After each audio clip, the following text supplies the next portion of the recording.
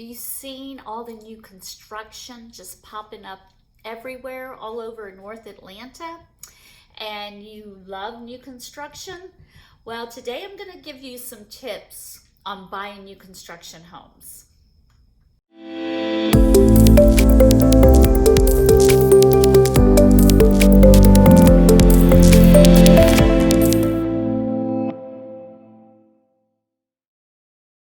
Hi, I'm Frida Kalina with eXp Realty and Lake Lanier Homes and Living. And if you haven't subscribed to my channel, please do, because every week I bring information on real estate, local information, and Lake Lanier because I live here, yay! Tip number 1 is you need to have a real estate agent representing you. Now when you go into the new construction, the salesperson or agent there can give you all the information about the subdivision, the prices, the upgrades, and everything. However, just keep in mind, they're not representing you as the buyer. They are representing their seller, and that is the builder. So you really should have your agent with you when you first go into the subdivision. However, you may be taking a Sunday drive and you go to a subdivision and you see it and you want to go to the sales office. So just make sure you tell them that you have an agent, because you need an agent to represent you.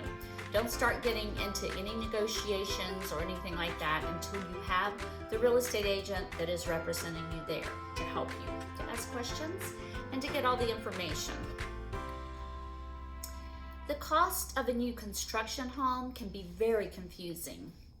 I mean, a lot of times you'll drive by a subdivision and it has a sign up saying starting from the low 200s, and you get in there and there's nothing for 200. They all start in the 300.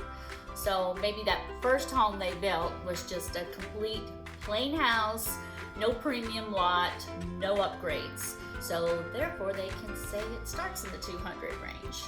But once you get a house and you put upgrades in it or you add things to it, that builds upon the base price.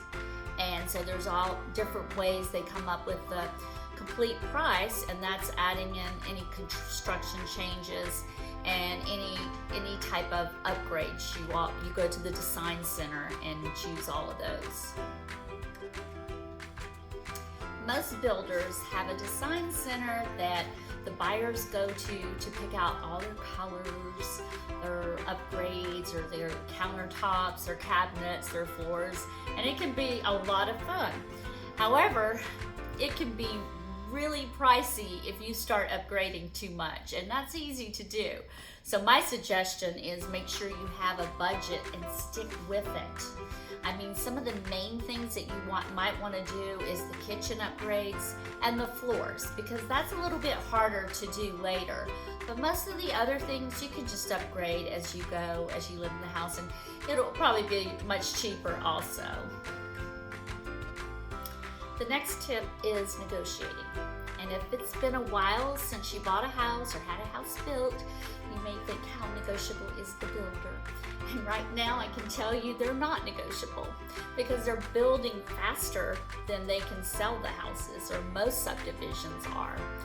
Now, the only way that they may give a little bit is if they have spec houses and you want to buy some of those spec houses, well, they want to get those off the market so they can go on to the next build. And so therefore they may give you some upgrades or some extra closing costs or different things like that. But your agent will help you figure out what to do as far as that's concerned, and also negotiate for you. So tip number 4, know what your closing costs are. Closing costs are separate from your down payment. You have your down payment, and then you have the cost for getting your mortgage. So typically the builders now are not paying any closing costs unless you use their preferred lender. And their preferred lender may give them some kind of incentive, and therefore the builder will pay maybe $2,000 to $5,000 of your closing cost. Now, it's a good idea to go ahead and check and make sure their lender also is competitive with other lenders as far as the interest rate. number 5 is the inspections on the property. Now the builder is going to have a walkthrough, and they usually have at least a 1-year warranty, or sometimes the 2 through 10 warranty. However, could be some things the builder will miss. So it's good to get an inspection done on the property before drywall and right before the closing. And that way you can take the items that the inspector has found and ask the builder to correct those, whatever they may be. And the last tip I want to talk about is be aware that when you put your earnest money down, most of the times it is non-refundable. So, I mean, a lot of times they don't even have, if you can qualify or whatever, it's non-refundable. So you want to make sure you understand all the conditions and stipulations in the contract. And of course, that's something your real estate agent will help you with, so you don't lose and you understand everything up front before you bind the contract up. That's it for the tips on new construction. I hope you enjoyed it, and if you did, I hope you'll subscribe to my channel. And I also have, if you click the link below, I have some information on new construction. So I hope you have a wonderful day, and talk to you next week.